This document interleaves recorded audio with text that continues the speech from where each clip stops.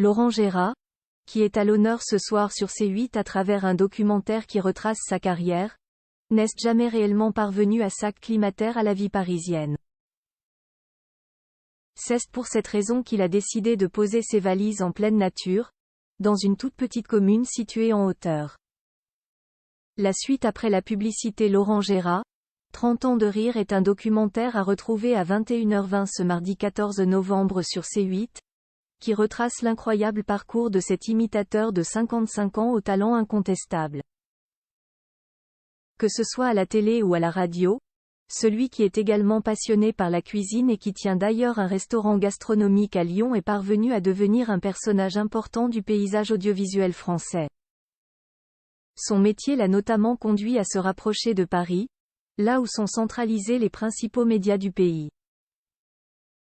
Mais Laurent Gérard est né à Bourg-en-Bresse, dans un environnement plus rural, et n'a jamais vraiment su s'adapter à la vie citadine, et plus particulièrement à la capitale. J'y arrive pas. J'aime pas cette ville. J'aime pas les villes en règle générale. Je m'y sens mal. Je vois pas défiler les saisons. J'aille pas de repères, confiait-il en avril 2000 à Thierry Ardisson dans son émission Tout le monde en parle. Grand adepte de la montagne vous dites, ma plus grande joie, c'est de cueillir des champignons et faire du ski, ajoutait l'animateur. Et en effet, Laurent Gérard adore la montagne. À tel point qu'après avoir appris à skier sur les pentes de Val-Cenis, en Savoie, il a décidé de s'y installer.